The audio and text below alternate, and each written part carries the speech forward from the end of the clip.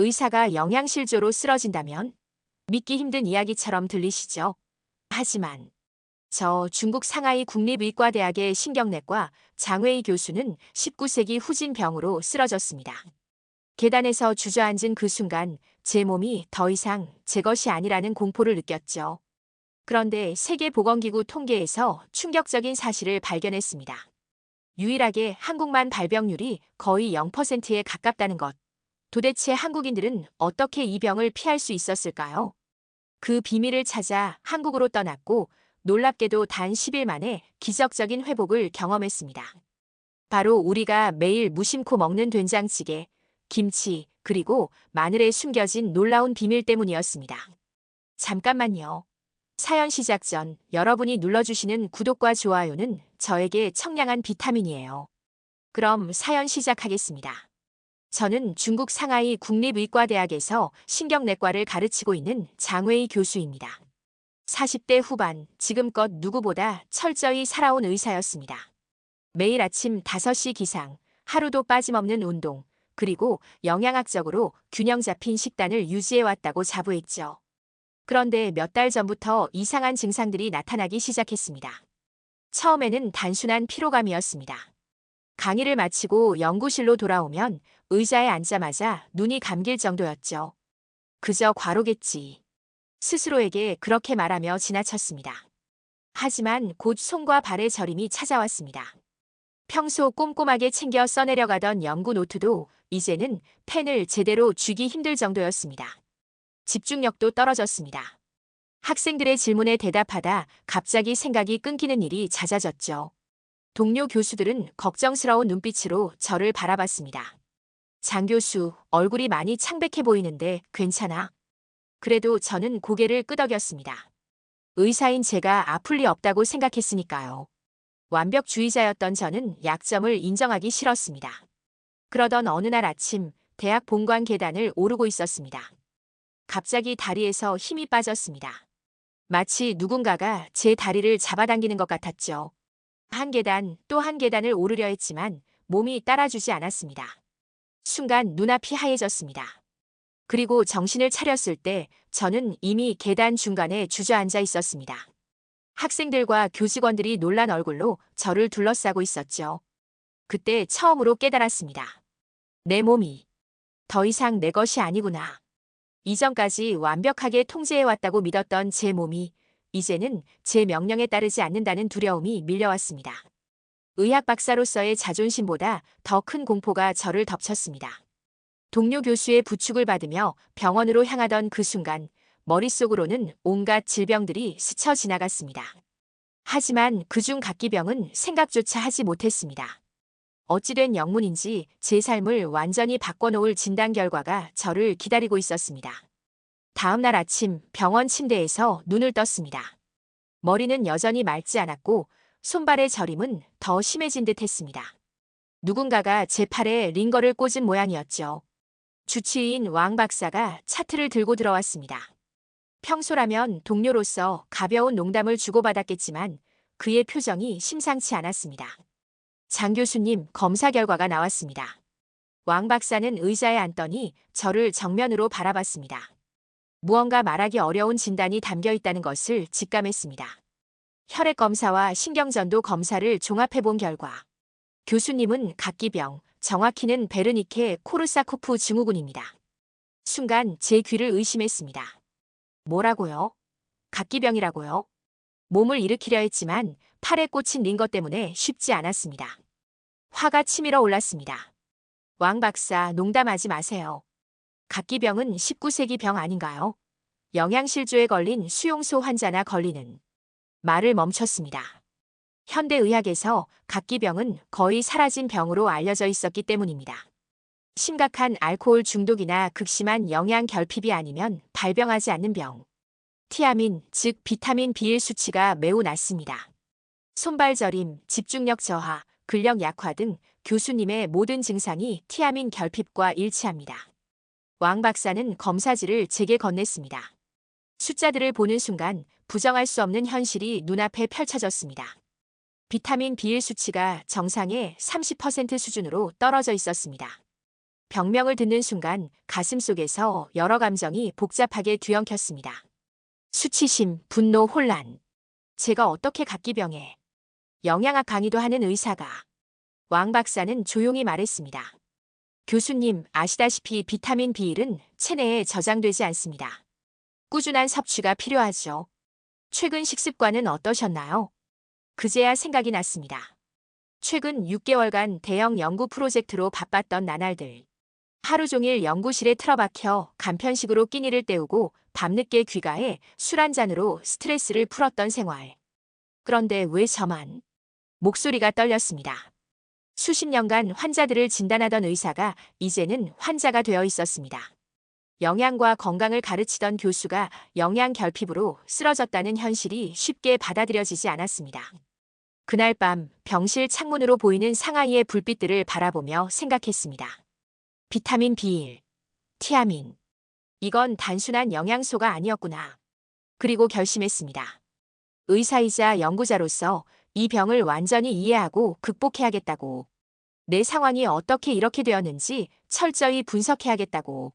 그것이 제 회복의 첫걸음이었습니다.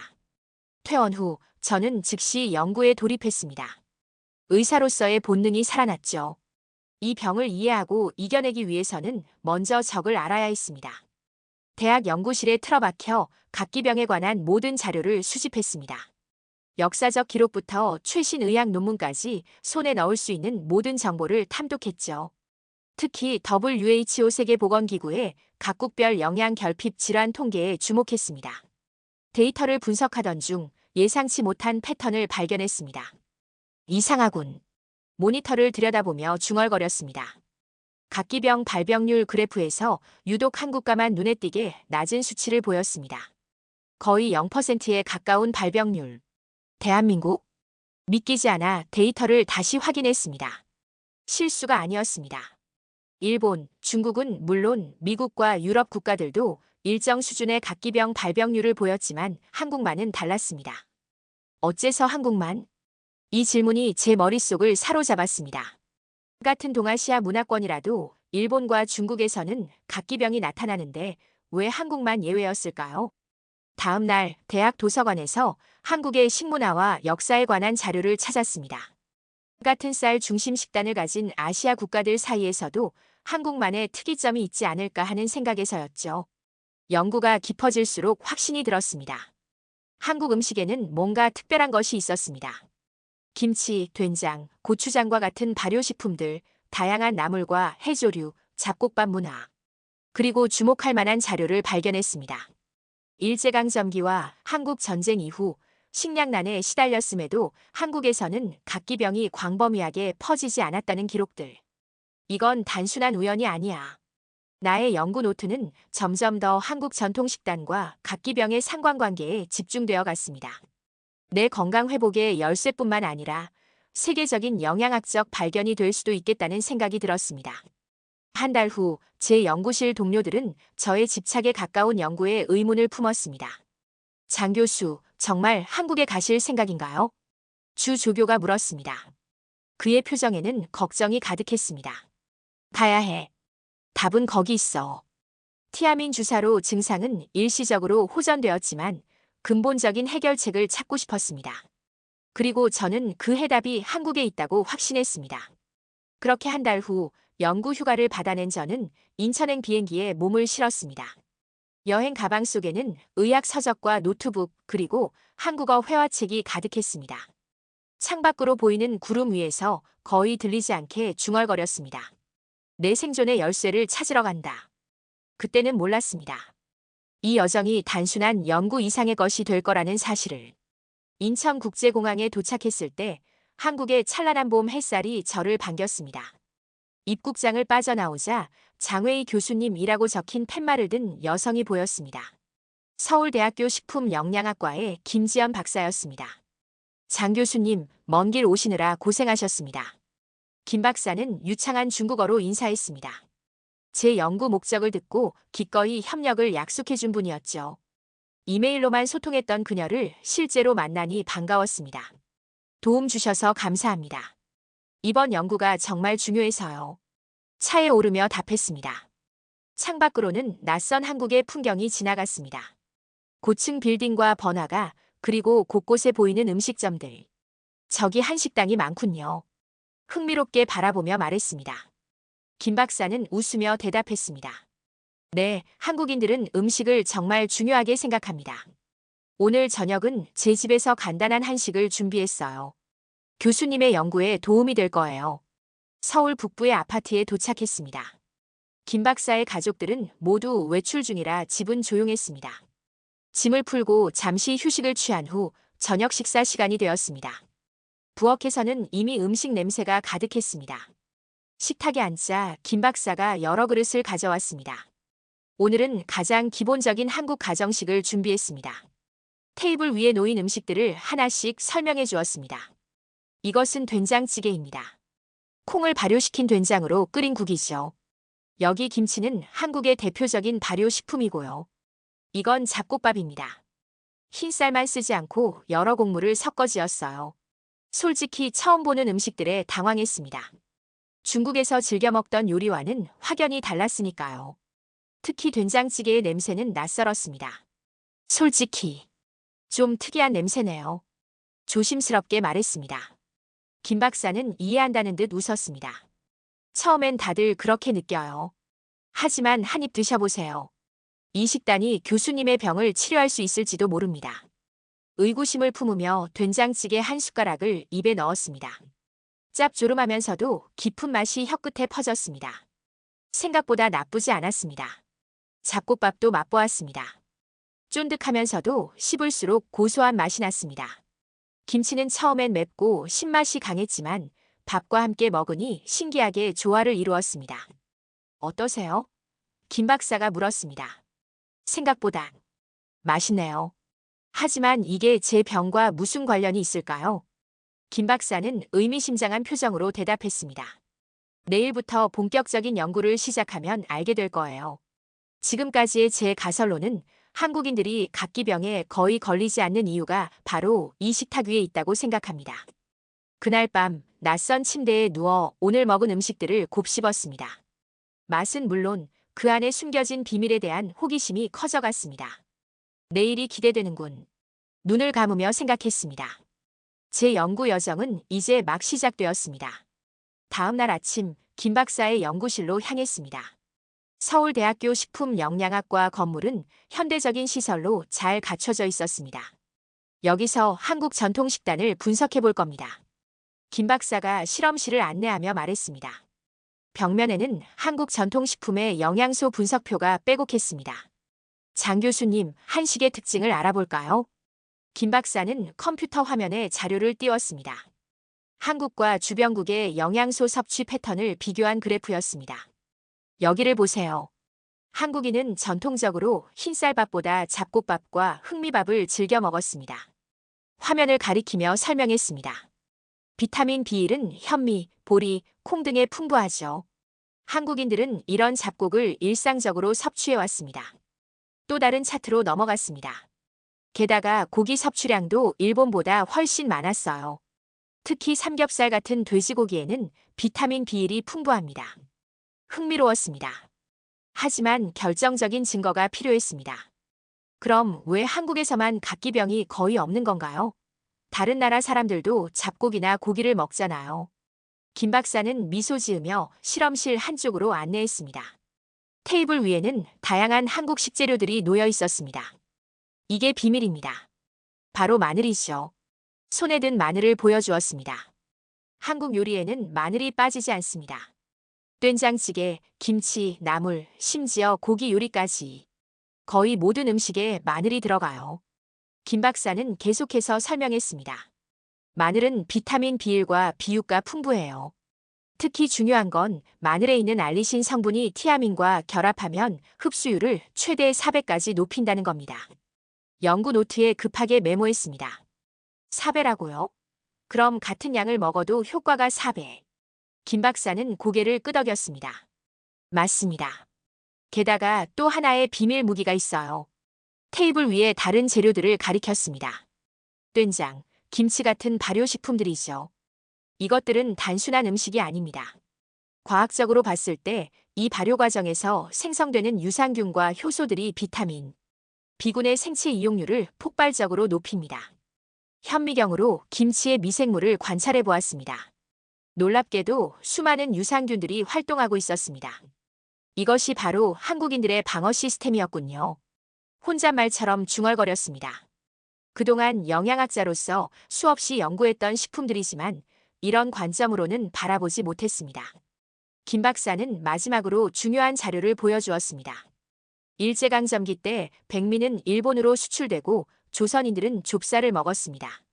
해방 후에는 미국에서 밀가루 원조를 받았고 정부의 혼분식 정책으로 다양한 곡물을 섭취했죠. 1980년대 이후에는 육류 소비가 크게 늘었고요. 모든 퍼즐이 맞춰지는 느낌이었습니다. 그렇군요. 역사적 상황과 문화적 식습관이 결합해 자연스럽게 각기병을 예방하는 시스템이 만들어진 거군요. 그날 저녁 연구실을 나오며 서울의 거리를 걸었습니다. 곳곳에 있는 한식당들이 새롭게 보였습니다. 그 음식들이 단순한 맛의 즐거움을 넘어 수백 년간 한민족의 건강을 지켜온 지혜의 결정체였다는 것을 알게 되었으니까요. 내일부터는 직접 실험해봐야겠군. 결심했습니다. 제 몸이 바로 실험 대상이 될 터였습니다. 한국에 도착한 지 일주일이 지났습니다. 김 박사의 도움으로 한식 위주의 식단을 철저히 유지했습니다. 매일 아침 잡곡밥, 된장국, 김치로 하루를 시작했습니다. 점심과 저녁도 다양한 한국 음식을 경험했죠. 처음엔 낯선 맛과 향에 적응하기 어려웠습니다. 하지만 곧 그 독특한 맛에 매료되기 시작했습니다. 장 교수님, 오늘은 어떠세요? 김 박사가 연구실에서 물었습니다. 3일째부터 미묘한 변화를 느끼기 시작했다고 말했습니다. 손발 저림이 조금 줄어든 것 같아요. 그리고 아침에 일어날 때 피로감이 덜하네요. 5일째 되는 날 놀라운 변화를 경험했습니다. 평소 같으면 한층 계단을 오르는 것도 힘들었는데 연구실이 있는 3층까지 숨이 차지 않고 올라갔습니다. 이게 다 음식 때문일까요? 김 박사는 확신에 찬 눈빛으로 대답했습니다. 그럴 가능성이 높습니다. 매일 섭취하는 마늘, 된장, 김치의 효과가 나타나고 있는 거죠. 7일째에는 손떨림이 거의 사라졌습니다. 8일째에는 오후에 극심한 피로감이 없어졌고 9일째에는 밤에 깊은 잠을 잘 수 있었습니다. 정말 놀랍군요. 약물 치료 없이 이런 변화가. 10일째 되는 날 김 박사는 제안했습니다. 이제 객관적인 데이터를 확인해 봐야 할 때 같아요. 서울대병원에서 혈액 검사를 받아보시죠. 서울대병원 신경과에서 만난 박 교수는 제 사례에 큰 관심을 보였습니다. 장 교수님의 이야기를 들었습니다. 정말 흥미로운 사례군요. 혈액 검사와 신경전도 검사를 해보겠습니다. 검사를 마치고 결과를 기다리는 동안 병원 카페테리아에서 김 박사와 이야기를 나눴습니다. 음식이 약이 될 수 있다는 건 알았지만 이렇게 빠르게 효과가 나타날 줄은 몰랐습니다. 김 박사는 고개를 끄덕였습니다. 한국 전통의학에서는 예전부터 약식동원이라는 개념이 있었어요. 음식과 약은 근원이 같다는 뜻이죠. 한국인들은 이 지혜를 식문화에 자연스럽게 담아왔습니다. 2시간 후 박 교수가 결과지를 들고 나타났습니다. 그의 표정에서 좋은 소식임을 직감했습니다. 놀라운 결과입니다. 결과지를 펼쳐 보여주었습니다. 비타민 B1 수치가 거의 정상화되었습니다. 한 달 전 중국에서 받은 검사와 비교하면 3배 이상 증가했어요. 그리고 신경전도 속도도 현저히 개선되었습니다. 믿을 수 없었습니다. 단 열흘 만에 변화라니. 이게 다 식단 때문이라고요? 박 교수는 놀란 표정으로 물었습니다. 약물 치료는 받지 않으셨다고요? 고개를 저었습니다. 아니요. 오직 한국 전통 식단만 철저히 따랐습니다. 잡곡밥, 된장찌개, 김치, 그리고 매 끼니마다 마늘이 들어간 반찬들. 박 교수는 고개를 절레절레 흔들며 말했습니다. 이건 약으로도 보기 힘든 회복 속도입니다. 의학 저널에 꼭 발표해야 할 사례군요. 그날 저녁 김 박사의 집에서 특별한 식사를 했습니다. 제 회복을 축하하는 자리였습니다. 식탁에 앉아 된장찌개 한 숟가락을 떠먹으며 생각했습니다. 음식이 약이었다. 동양의 오랜 지혜가 담긴 이 밥상이 나를 치료했구나. 이제 남은 것은 하나였습니다. 이 경험을 토대로 각기병 예방과 치료에 관한 새로운 영양학적 접근법을 연구하는 것. 그리고 그 시작은 바로 한국의 식탁에서 찾은 지혜였습니다. 한국에서의 연구가 깊어질수록 이론적 이해를 넘어 실제적인 지식이 필요하다고 느꼈습니다. 김 박사에게 부탁했습니다. 한국 음식을 직접 만드는 법을 배우고 싶습니다. 특히 된장찌개요. 김 박사는 흔쾌히 동의했습니다. 물론이죠. 이번 주말에 제 집에서 요리 수업을 해드릴게요. 토요일 오전 김 박사의 아파트 주방에 선 저는 어색함을 감출 수 없었습니다. 중국에서 제가 요리하는 경우는 거의 없었으니까요. 먼저 된장찌개의 기본 재료부터 알아볼게요. 김 박사는 테이블 위에 재료들을 펼쳐놓았습니다. 된장, 두부, 양파, 호박, 감자, 버섯, 그리고 가장 중요한 마늘입니다. 마늘을 들어보이며 말했습니다. 이 마늘이 바로 비타민 B1의 흡수를 촉진하는 핵심 재료죠. 된장을 손가락으로 살짝 찍어 맛보았습니다. 깊고 복합적인 맛이 혀끝에 퍼졌습니다. 이 된장은 언제 만든 건가요? 이건 제 어머니가 작년에 담그신 거예요. 발효기간이 길수록 영양소가 더 풍부해지고 맛도 깊어집니다. 김 박사의 지도 아래 야채를 썰고 된장을 물에 풀어 끓이기 시작했습니다. 냄비에서 올라오는 향기가 점점 진해졌습니다. 된장은 발효 과정에서 콩에 있는 비타민 B1과 B2가 더 쉽게 흡수되도록 변환돼요. 게다가 마늘, 양파, 버섯 등의 재료는 이 비타민들의 흡수와 대사를 도와주는 완벽한 조합이죠. 재료들이 끓으면서 주방은 이전에 느껴보지 못한 풍부한 향으로 가득 찼습니다. 스프가 끓어오르자 김 박사가 말했습니다. 이제 두부를 넣을 차례예요. 두부는 단백질이 풍부해서 영양 균형을 맞춰줍니다. 두부를 넣고 몇 분 더 끓인 후 마침내 제가 직접 만든 첫 된장찌개가 완성되었습니다. 이제 밥과 함께 드셔보세요. 첫 맛을 보는 순간 놀라움을 감출 수 없었습니다. 한국에 온 지 10일 만에 이 맛에 완전히 매료된 것이었습니다. 정말 맛있네요. 제가 만들었다는 게 믿기지 않습니다. 식사를 마친 후 김 박사는 제게 중요한 이야기를 들려주었습니다. 한국인들은 수백 년 동안 이런 식단을 유지해왔어요. 그것이 자연스럽게 각기병에 대한 방어 시스템이 된 거죠. 음식이 약이라는 동양의 지혜가 여기에 담겨 있습니다. 그날 밤 연구 노트에 새로운 내용을 기록했습니다. 오늘 처음으로 된장찌개를 만들었다. 이건 단순한 요리가 아니다. 이것은 수백 년 전부터 한국인들이 스스로 만들어온 방어 시스템이다. 음식이 곧 약이라는 동양의 지혜가 여전히 살아있다. 다음 날 아침 숙소에서 직접 된장찌개를 끓였습니다. 어제보다는 서툴렀지만 그래도 꽤 만족스러운 맛이 났습니다. 찌개를 먹으며 생각했습니다. 내가 중국에 돌아가면 이 지식을 어떻게 활용할 수 있을까? 머릿속에 새로운 연구 계획이 떠올랐습니다. 이제 한국에서의 경험을 바탕으로 전 세계 사람들의 영양 건강을 개선할 방법을 찾고 싶었습니다. 이 작은 냄비 속에 담긴 지혜가 제 인생의 방향을 완전히 바꿔놓은 것이었습니다. 한국에서의 2주간의 여정을 마치고 상하이로 돌아오는 비행기에 몸을 실었습니다. 창밖으로 구름을 바라보며 지난 시간을 돌이켜보았습니다. 제 캐리어 안에는 김 박사가 선물해준 된장과 고추장, 말린 김, 다양한 나물과 향신료가 가득했습니다. 그리고 무엇보다 소중한 것은 제 몸 안에 새롭게 채워진 건강과 머릿속에 담긴 새로운 지식이었습니다. 상하이 국립의과대학에 도착한 첫날, 동료 교수들은 제 변화에 놀랐습니다. 장 교수, 얼굴색이 완전히 달라졌군요. 한국에서 무슨 일이 있었던 거죠? 왕 박사가 놀란 표정으로 물었습니다. 음식이 나를 치료했네. 한국의 전통 식단이 내 건강을 되찾아 주었어. 연구실에 돌아온 저는 즉시 한국에서의 발견을 정리하기 시작했습니다. 김 박사와 함께 수집한 데이터, 혈액 검사 결과, 식단 기록, 그리고 수많은 연구 노트들을 체계적으로 분석했습니다. 한 달 후 저는 논문 초안을 완성했습니다. 제목은 이렇게 정했습니다. 한국 전통 식단과 비타민 B1 결핍 예방의 상관관계, 각기병 치료에 대한 새로운 접근. 동료들의 검토와 수정을 거쳐 논문은 마침내 국제영양학 저널에 제출되었고 WHO 아시아 본부에도 보고서를 제출했습니다. 반응은 기대 이상이었습니다. 장 교수님의 연구는 영양학적 접근을 통한 질병 예방에 중요한 통찰을 제공합니다. WHO 영양학 담당자의 메일이 도착했습니다. 대학에서는 제 경험을 바탕으로 새로운 강의 과정을 개설했습니다. 동아시아 전통 식문화와 현대 영양학이라는 제목의 이 수업은 첫날부터 많은 학생들로 강의실이 가득 찼습니다. 여러분, 오늘 우리는 음식이 어떻게 약이 될 수 있는지 배울 것입니다. 저의 직접적인 경험을 통해 말이죠. 강의를 시작하며 말했습니다. 학생들의 눈빛에서 호기심과 열정이 느껴졌습니다.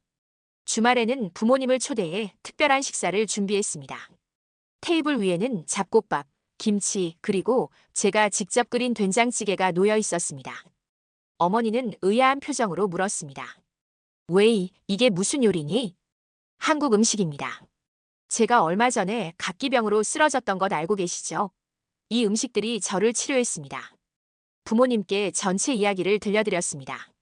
어떻게 병에 걸렸는지, 한국에서의 발견, 그리고 음식을 통한 회복까지.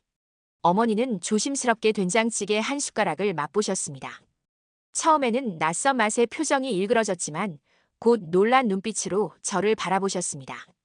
이런 맛은 처음이구나. 이게 바로 생명의 맛이구나. 아버지도 고개를 끄덕이며 말씀하셨습니다. 우리 조상들도 음식이 약이라고 했는데 그 지혜를 잊고 살았던 것 같구나. 그날 밤 가족과 함께하는 식탁에서 특별한 따뜻함을 느꼈습니다. 음식을 통해 건강을 되찾았을 뿐만 아니라 삶의 중요한 가치도 되찾은 것 같았습니다. 이제 저의 새로운 목표는 동서양의 전통 식문화 속에 숨겨진 지혜를 현대의학과 접목시키는 것입니다. 각기병 치료를 넘어 다양한 영양 결핍 질환에 대한 접근법을 개발하고 싶었습니다. 연구실 벽에는 김 박사와 함께 찍은 사진이 걸려 있습니다. 그 옆에는 제가 직접 쓴 글이 붙어 있습니다. 음식은 단순한 에너지원이 아니다. 그것은 우리의 몸과 마음을 지키는 약이자 세대를 넘어 전해지는 지혜의 결정체이다. 한국에서 배운 교훈은 제 인생에서 가장 소중한 선물이 되었습니다. 때로는 답이 먼 곳에 있는 것이 아니라 매일 우리가 마주하는 식탁 위에 있다는 것을 깨달았으니까요. 한국의 국민들은 전통적으로 비타민 B가 있는 잡곡, 고기 섭취량이 일본에 비해 많았으며 특히 한국 요리의 필수 향신료인 마늘은 비타민 B 덩어리 그 자체였기에 평상시에도 굳이 마늘을 챙겨 먹지 않아도 알게 모르게 한국인들은 비타민 B를 필수량 이상으로 섭취를 했던 것이다. 이 때문인지 몰라도 각기병으로 고생을 많이 한 일본과는 다르게 한국에서는 각기병을 책에서나 볼 법한 병으로 인식된 지 오래이다. 게다가 전술한 일제강점기 때도 백미는 지주들이 값을 높게 쳐주는 일본에만 팔았으니 다수의 조선인은 만주에서 수입한 좁쌀을 먹었으며 해방 이후에는 미국에서 원조받은 밀가루로 끼니를 때우는 경우도 허다했다. 더구나 1960년대와 70년대에 걸쳐 정부에서 대놓고 혼분식 장려 운동을 하기도 했고 1980년대 이후로는 고기류의 섭취가 늘었다. 또한 한국인들은 일본처럼 흰 쌀밥만 고집하지 않고 나름 영양가도 있는 흑미를 넣은 흑미밥을 즐겨 먹었기에 걸릴 일이 없게 된 것이다. 현대에 이르러서는 곡류에 인위적으로 비타민을 첨가해 영양분을 강화하고 있고 육류는 물론 다양한 식단을 섭취할 방법이 늘어나서 걸리기 힘든 병이 되었다. 하지만 인스턴트 식품은 장기 보존을 위한 처리를 하는 과정에서 비타민이 파괴되기 쉬워. 인스턴트 식품만을 지속적으로 섭취하면 여전히 각기병에 걸릴 수도 있다. 일본이나 중국에서 2030대 독신 남녀들이나 직장인들이 갑자기 이 병에 걸린 적도 있었는데 편의점 도시락과 인스턴트로만 새끼를 채운 사람들이었다. 사실 요즘 같은 세상에서는 일부러 작정하고 걸리려고 해도 힘든 병이라고 하지만 매일매일 몇 달 몇 년 동안 밥도 안 먹고 술만 먹는 사람에게는 반드시 생긴다. 그나마 맥주는 비타민 B가 풍부해 좀 낫지만 맥주라고 해도 그렇게 먹다가 각기병에 걸리기 이전에 죄다 간경화나 심장마비나 중풍으로 사망할 수도 있다. 알코올 의존증이 좀 심한 상태가 아닌 이상은 웬만한 알코올 중독자들 대부분이 이렇게 먹지 않겠지만 심한 진성 알코올 중독자에게는 술이 곧 밥이고 물이며 안주는 구색 맞추기일 뿐이다. 따라서 중독이 심한 사람은 오히려 말랐고 상술한 대로 각기병 위험이 높다. 다른 영양분 결핍 증세와 마찬가지로 재난 상황 등의 물자가 부족한 극단적인 상황에서의 기아 등에 의해 발생할 수는 있다. 만약에 대비해 상시 비타민을 섭취하고 유통기한이 긴 영양제 등을 비축하는 것이 좋다. 인스턴트 라면은 각기병 예방을 위해 비타민 B1, B2를 인위적으로 첨가한다. 그래서 라면이라도 제대로 챙겨 먹으면 각기병에는 안 걸린다. 밀가루 덩어리인 라면, 사리가 흰색이 아닌 노란빛을 내는 이유가 바로 이 비타민 B 첨가물인 리보플라빈을 넣기 때문이다. 1980-90년대 생물 계열 학습 만화에서는 각기병을 언급하면서 컵라면을 먹는 어린이 사파를 종종 볼 수 있었을 정도로 80년대에는 각기병의 원인으로 라면이 지목된 과거가 있다. 그때는 라면은 편식의 상징처럼 여겨지기도 했고 밀가루 가공품과 식재료에 다 집어넣는 비타민 첨가물은 어찌됐든 간에 성장기 아동에게 라면 한 봉지론 영양이 부족한 건 사실이다. 또한 6.25 전쟁 이후 1960-70년대의 어린이 비타민 보충과 각기병 예방을 위해 효모 정제인 원기소에 비타민 B군이 잔뜩 들어있었다. 1980년대에 회사가 부도났지만 요즘 들어 다시 판매한다. 2005년 국민건강영양조사 자료에 따르면 현대인들은 비타민 B를 1인당 하루 권장량의 120% 이상 섭취한다고 한다. 하지만 티아민은 쉽게 걸러지는 수용성 물질이라서 과다 섭취한다고 해도 소변으로 간단히 배출되기 때문에 신장에 심각한 질환을 앓고 있는 경우가 아니라면 과다 섭취를 크게 신경 쓸 필요는 없다. 고사리를 생으로 먹으면 안 되는 이유 중 하나이기도 한데 고사리 내의 효소인 티아미네이즈가 체내의 비타민 B를 개박살내기 때문이다. 실제로 생고사리의 중독 증상 중 하나가 각기병이다. 오늘 이야기 어떠셨나요? 우리가 매일 무심코 먹는 된장찌개, 김치, 잡곡밥은 단순한 음식이 아닌 우리 민족의 과학적 지혜였습니다. 지금 이 순간에도 우리를 지키는 천연 백신이자 치료제입니다. 댓글로 여러분의 생각도 함께 나눠주세요. 내일도 또 한 편의 감동 스토리로 찾아뵙겠습니다.